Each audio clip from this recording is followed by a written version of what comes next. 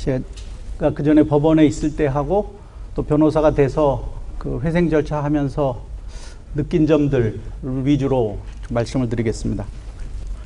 통계를 보면 우리나라 도산제도는 사실 97년 IMF 경제위기 이전과 후로 나눌 수 있는데요. 그 이전의 법은 여기 표에 보시다시피 그 도산법으로서의 기능을 잘 하지 못했다. 화의 사건이 거의 없었다라는 걸 먼저 아실 수 있고요. 화의하고 회사 정리의 이제 가장 큰 차이점은 화의는 이른바 DIP식이고 회사 정리는 제3자 관리인 제도입니다. 또 하나는 회사 정리는 담보권도 그 절차에 복속이 됩니다. 즉 담보권 행사가 제한이 되는데 반해서 화의와 파산에서는 담보권자는 마음대로 절차 외에서 행사할 수 있습니다. IMF 이전까지는 우리나라의 그 도산법을 이끌어가는 사건이 회사정리법이었지 이 파산법이 아니었다라는 걸 여기서 아실 수 있고요. 이게 이제 IMF가 발발하고 난 다음인데 97년 이후에 이제 도산법이 제대로 구조조정의 역할을 하기 시작했다는 것이고, 두 가지 점이 특징인데요. 97, 98년에 화의 사건이 급격하게 늘었습니다. 그것은 그 기업이 구조조정에 이르게 될 때 경영진, 즉 그 데터인 회사 입장에서 제일 먼저 고민하는 것이 그 경영권이 어느 정도 확보될 수 있느냐. 내가 구조조정을 해서 다시 이 회사를 계속 경영할 수 있는지, 아니면 뭐 그것이 불가능하게 되는지, 이 점이 제일 관심이 많고요. 두 번째는 개인 파산이 늘었다는 겁니다. 이 오른쪽의 사건에서요. 근데 처음에 IMF로부터 우리가 구제금융을 받았을 때 통일된 파산법을 만들어라, 이런 제안을 했었습니다. 근데 그 당시에는 저희 입법을 관여하는 사람들의 생각에서는 기업의 구조조정이 너무 화급하니까 개인에 대한 구조조정, 개인에 대한 파산 신청이 그렇게 많지도 않았고 해서 이 당시에는 깊은 그 개정 작업을 하지 못했습니다. 그러다가 2004년, 5년 요 무렵에 이제 개인회생 절차가 도입이 됐었고, 그 후에 2006년 4월 1일에 통합돼서 이제 채무자회생법으로 통합이 됐습니다. 이제 2007년 이후에 회생사건 추이인데요. 2006년에 이제 DIP식을 바꾸고 또 더 나아가서 개인에 대해서도 그 재건 절차가 도입됨에 따라서 그 부채가 뭐 대충 15억 이상에 해당하는 그 다액 채무자에 대해서도 숫자가 많이 늘고 있습니다. 그래서 이 통계를 보면 개인에 대한 회생 절차도 많이 이루어지고 있다 하는 점 알 수 있습니다. 그래서 이 지금 여태까지의 통계표를 좀 요약해 보면, 그 97년 이전에는 도산법이 역할을 미흡했다라는 것이고, 결국 그 화의 사건이 97, 98년도에 그렇게 많이 폭발적으로 늘게 된 것은 그 채무자 입장에서는 경영권의 추이에 대해서 관심이 많다. 또 과거의 채무자회생법과 회사정리법의 역할을 보면 구조조정의 담당 역할에 있어서는 역시 채무자회생법이 법의 역할을 하고 있다 하는 걸 통계표로 알 수 있고요. 또 화의 사건이 잘 이루어지지 않았고, 일본에서도 화의법은 폐지됐습니다. 근데 일본에서는 그 후에 화의에 대신하는 것으로 민사재생 절차를 두었습니다만은, 민사재생 절차는 여전히 이 화의 제도와 마찬가지로 담보권자에 대한 권리는 제한이 되고 있지 않습니다. 작년에 제가 일본에 갔을 때 일본 동경지방 재판소의 회사 정리 사건이 10월 달까지 한 건도 없었다고 합니다. 그래서 그만큼 이제 일본에서는 그 회사 갱생은 주로 큰 기업을 위주로 하고 대부분의 사건이 민사재생 절차를 이용하고 있습니다. 그 개인 채무자에 대한 이편 회생 절차의 이용이 늘고 있다. 저는 여기에서 이제 제 나름대로의 예상은 개인 파산은 여기 통계에 나와 있지 않습니다만 개인 파산, 개인 회생도 많고 또 개인의 다액 채무자의 재건 절차의 숫자가 지금 800건이 되고 있는 상황으로 계속 늘 때 앞으로 생각은 이 회생 절차에 대한 국민 전반에 대한 인식이 많아질 것이고 또 과거처럼 그 파산자 혹은 기업에 실패한 사람에 대한 낙인 이론보다는 그 한번 실패한 사람에 대해서 새로운 기회를 주자, 프레시 스타트 뭐 이런 개념들이 더 많이 퍼질 거 아닌가. 그렇게 되면 기업뿐만 아니라 개인의 재건에 관해서 앞으로 사회 전반적으로 우리가 이 문제를 정말 깊이 다뤄야 될 때가 이미 벌써 도래했다 이렇게 생각을 합니다. 법원의 전문화에 대해서 말씀드리겠습니다. 제가 물론 법원에도 있었고 이제 나와서 변호사를 합니다만 통계표에서 보여드린 대로 과거에 비하면 참 많이 괄목상대하게 발전을 했습니다.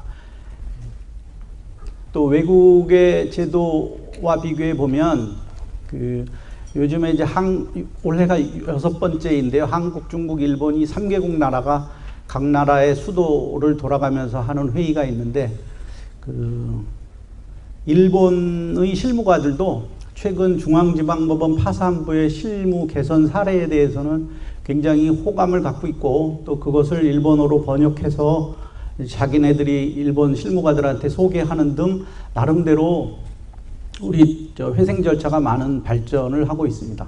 또 미국의 법사회학자가 쓴 뱅크럽트라고 하는 책에 보면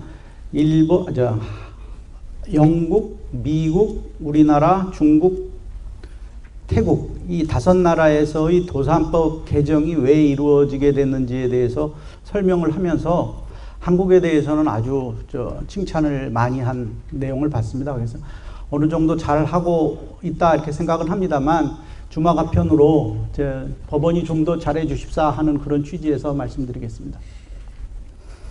IMF 직전에 보전 처분이 발령일이 보통 한 4주 정도 걸렸습니다. 근데 지금은 거의 큰 사건의 경우에는 아침에 내면 오후에 나오든지 아니면은 그 다음날 나오는 식으로 상당히 빨라졌습니다. 또 신청서부터 개시결정일까지도 뭐 한 달, 2달 이렇게 걸렸었는데 최근에 한 17일, 18일 뭐 보통 평균해서 한 25일 정도면은 그 서울중앙에서는 다 개시결정이 나고 있습니다. 개시에서 인가는 7개월 정도 걸리고 인가에서 종결까지는 1년 3개월이 걸립니다. 과거에 비하면 정말 많이 빨라졌고 그럼에도 불구하고 제가 여기 이제 계신 분들한테 우리 법원이 좀 더 분발해 주셨으면 하는 부분은 뒤에 종결에 대해서도 다시 한번 강조해서 말씀드릴 텐데요. 일본은 인가부터 종결일이 8개월입니다. 그래서 그런 점에 보면 여전히 그 종결을 좀 더 빨리 해야 될 필요가 있겠다 하는 거고 또 법원 간에 이제 업무 편차가 있습니다. 이것은 도산법원이 아직 설립되지 않고 서울중앙의 파산부 위주로 파산 실무가 운영이 되다 보니까 서울과 지방의 차이가 있을 수밖에 없긴 합니다만 이 절차를 이용하는 국민 입장에서는 예측 가능성의 문제라든지 이런 거에 비춰보면 좀 더 편차가 좀 적어야 되지 않겠느냐 합니다. 그래서 수원 같은 경우에는 기각률이 없음에 반해서 광주지방법원은 20%의 기각률이 있고 또 개시에서부터 인가에 대해서도 대구하고 대전의 차이가 좀 있습니다. 또 포괄적 금지 명령이라고 그래가지고 신청하면 아까 그 보존 처분이 오늘 내일 나온다고 그랬는데 모든 채권자들에 대해서 그 채무자의 재산을 노타치, 건드리지 마라. 뭐 영어로는 이제 오토매틱 스테이하고 거의 비슷한 효과를 가지고 있는 건데요. 이것도 법원별로 좀 발령의 빈도가 차이가 있는 것 같습니다. 그 DIP에 대해서 여전히 법원은 어느 정도 법원이나 이제 실무가들 사이에서는 공감대가 형성됐다고 합니다만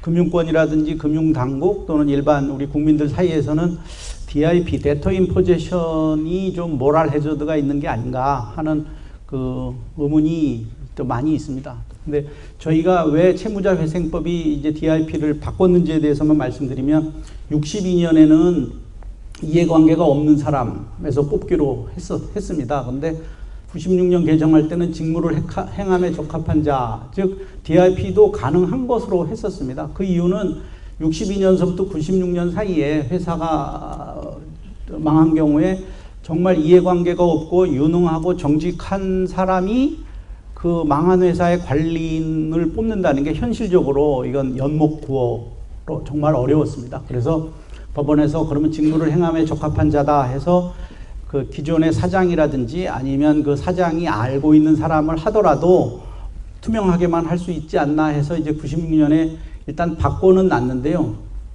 금융위기 당시에 이제 그 회사정리법이 악법이고 기업은 망해도 기업주는 산다. 이 법이 잘못됐다 해서 실무를 법원에서 거의 대부분 사건에서 제3자를 관리인으로 선임하고 100% 주식을 소각하게 됐습니다. 그러다 보니까 아까 처음 표에서 보여드린 대로 거의 회사정리 사건이 없게 되고 대부분은 이제 97년, 98년 금융위기 당시에 만들어진 그 기초법 워크아웃 협약, 기초법의 그 원형인 워크아웃 협약으로 큰 기업의 구조조정이 다 이루어졌습니다.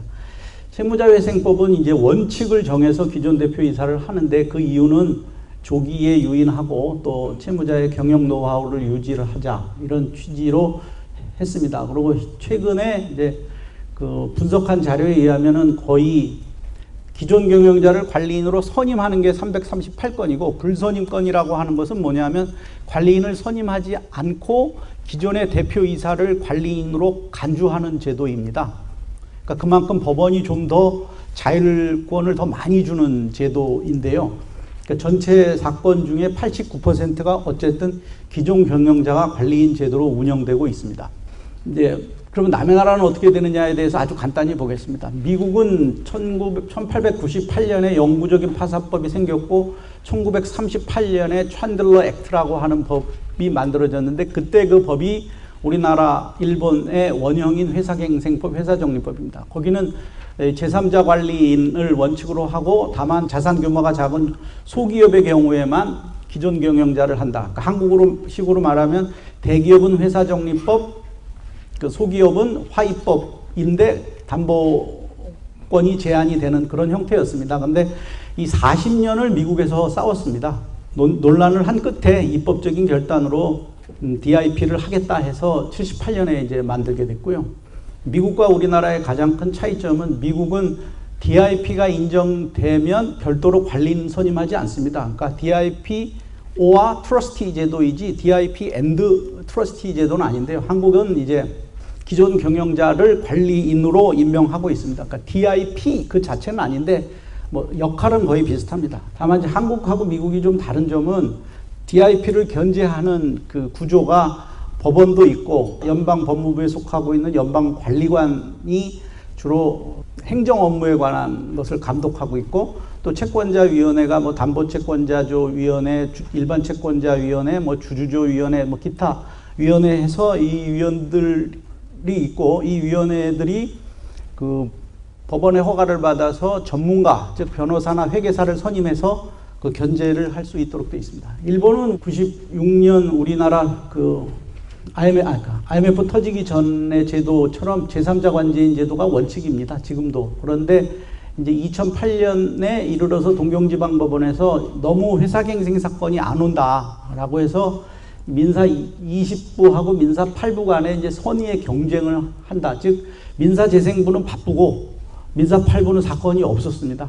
그래서 민사 8부에서도 사건을 유치하고 회사갱생을 좀 더 활발하게 하자 해서 2008년부터 새로운 DIP형의 회생 절차를 운영하는데 한국과 다른 점은 채권자가 반대하면은 DIP형을 해주지 않고 있습니다. 영국은 도산법, 인솔번시 액트에는 4가지 도산 절차가 있는데 거기는 다 제3자인 공인회계사가 도산 실무가로 선임되고 있고요. 그 DIP가 인정되는 것은 도산법이 아니라 회사법에 있는 스킨 오브 어레인지먼트 제도가 인용되고 있습니다. 근데 최근에 이제 그 관리 절차가 미국의 챕터 11을 많이 영향을 받은 것인데 이 administration proceeding에 있어서도 경제 규제가 많은 산업의 경우에는 그 공인회계사가 잘 모르니까 그 일상적인 업무는 대부분 기존의 경영진에게 맡기는 형식으로 하고 있습니다.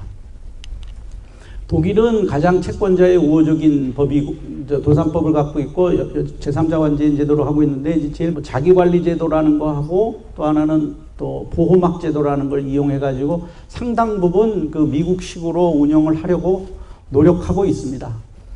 기존 경영자 제도에 대해서는 한국의 현실에 맞지 않는다. 분식 결산도 있다.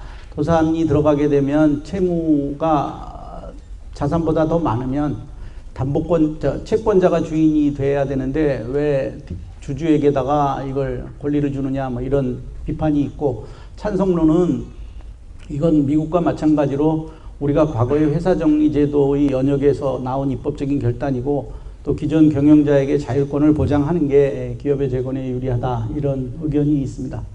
근데 한 가지 이제 분명히 짚고 넘어가야 될 점은 이 경영권이라고 하는 것은 회사가 재건 절차에 들어가도 예전의 주인이 회사의 corporate governance의 주인이 되는 것을 보장하는 것은 결코 아니고, 미국도 파일링을 해서 그 인가가 될 때까지의 데터에게 여러 가지 우선 계획안을 제출한다든지 뭐 기타 회사를 운영할 수 있는 권한을 주는 것이지, 인가가 끝나고 나면은 말 그대로 reorganized 돼서 기존 경영자에게 회사 경영권을 보장하는 것은 아니고, 그 여전히 인가 이후에도 관리인에 대한 견제 감독이 중요하고, 미국은 아까 말씀드린 대로 여러 가지 그 단체들이 이 관리인을 감독하고 있습니다.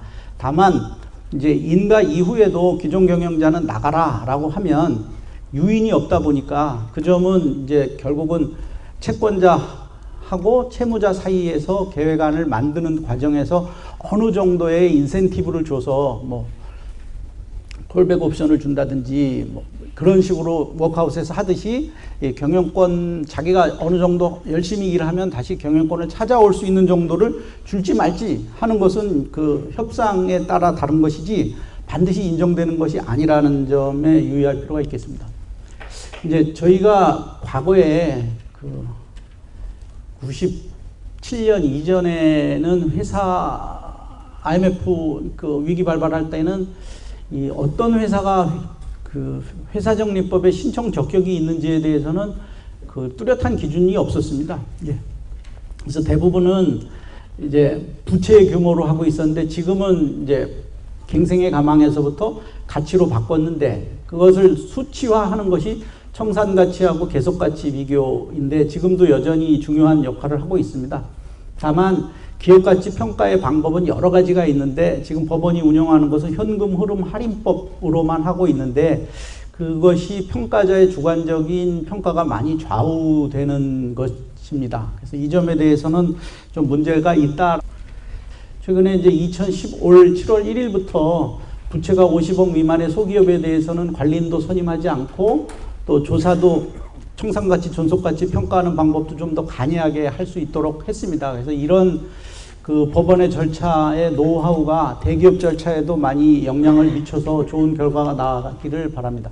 신규 자금에 대해서는 지금 신문에 나는 기사를 제가 이해하기로는 이제 어떤 기업에 대해서 1년에 한 번씩 그 A, B, C, D 등급을 매기는데, C등급은 워크아웃이고 D등급은 이제 퇴출해놓고 거기에 회생 절차로 돼 있는데, 회생 절차는 퇴출 절차가 아니라 재건 절차이니까 그래서 같은 등급으로 매겨야 되는 게 아닌가. 그리고 그거에 맞춰서 재건이 이루어져야 되지 않느냐. 상장 폐지에 대해서 과거에 어느 기업이 워크아웃으로 들어가면은 유가증권 상장 규정이 적용에 의해서 상장 폐지가 안 됐는데, 회생 절차로 들어가면, 회사 정리로 들어가면 상장 폐지가 되는 규정이 있었습니다. 그 점에 대해서 대법원에서 똑같이 그 재건을 도모하는 것인데 이걸 등급을 이렇게 나눠서 상폐하는 것이 적절치 않다, 이렇게 했다면 신용등급 문제에 대해서도 좀 더 전향적으로 바꿔볼 필요가 있지 않느냐. 그래야 신규 자금이 들어올 수 있다 하는 거고요. 요 법적 보호가 미흡한 이 부분은 예를 들어서 1순위 저당권자가 4억 원을 가지고 있는데 채권 최고액이 근데 1억 원만 빌려준 상태에서 회생 절차가 들어갔다고 그러면 앞으로 3억 원 정도를 더 투자할 수 있고 그 3억 원은 개시 결정 후에 준 거기 때문에 이제 그 프라이오리티가 공익 담보권으로 올라갈 수 있는데 그 대법원에서는 개시 결정을 함으로써 근저당권이 일반 저당권으로 바뀌게 되고 신규 자금은 이제 그 담보로 이용할 수 없다 이렇게 되니까 신규 자금을 이용하는 데 있어서 법적인 장애로 작용하고 있습니다. 근데 이 부분을 찾아보니 일본에서는 판례도 그렇고 법도 바꾸고 그래서 그것을 1순위 저당권자가 개시 결정 후에 꿔주는 것도 회생 채권이 아니라 공익 담보권으로 인정해 줄 수 있다고 합니다. 제 말씀은 강제로 신규 자금을 투입하라 하는 것보다는 법으로 좀 더 유인할 수 있는 제도를 마련하는 게 좋겠다. 즉 파산 절차에서도 만약에 잘못해서 회생기업이 잘못해서 파산 절차로 가도 그 회생 절차 중에 있는 신규 자금한 채권은 재단 채권 중에서도 프라이어리티를 좀 높게 줬으면 좋겠다 이런 것이고요. 종결은 아까 말씀드린 대로 많이 빨라지긴 했는데요. 98년 이후 지금 이렇게 3번 바뀌었는데 여전히 이제 계획의 수행에 지장이 있으면 안 된다 이렇게 돼 있는데 법원에서는 그 수행에 지장이 있는 거에 대해서 좀 과도하게 걱정하시는 게 아닌지 그리고 또 대기업에 대한 이제 회생회사에 대한 인수합병을 꼭 반드시 법원에서만 해야 된다라는 것보다는 바깥에서도 M&A 절차가 우리나라에서 잘 되고 있으니까 법원 바깥에서도 할 수 있도록 생각을 바꿨으면 어떻겠느냐 하는 것이고요.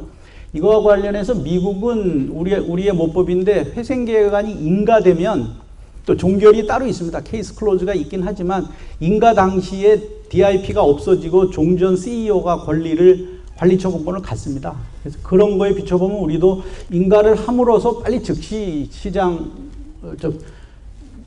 법원 절차에서 보내서 그 시장으로 내보내는 게 좋지 않겠냐 하는 거 하고 인가 전하고 인가 후로 나눠서 인가 후에 대해서는 아무래도 판사님들이 인가 전 기업을 지금 초점을 맞추고 있으니까 인가 후에 대해서는 이것을 회생법원에서 하지 말고 다른 기관에서 할 수 있도록 하는 게 어떻겠느냐 하는 것입니다. 또 하나 이제 법원에서는 주로 공정성을 많이 말씀하시는데 최근에 일본이나 미국에서는 좀 더 효율적인 것을 많이 강조하고 있습니다. 그 미국의 GM이라든지 크라이슬러 사건 같은 데서 보면 신속 효율을 많이 하고 있고 신규 자금에 대해서는 아까 말씀드린 대로 법을 좀 개정을 해서 법을 개정하거나 판례를 변경했으면 좋겠고요. 파산법원 설립하면 법원뿐만 아니라 이제 그 노하우가 대법원까지 가게 되니까 좀 더 우리나라 전체가 노하우를 좀 습득할 수 있는 거 아닌가 하는 거 하고 채권자들의 절차 참여를 유도해서 좀 그 전문가의 조력받을 권리를 실제적으로 좀 보장했으면 하는 내용입니다. 예, 감사합니다.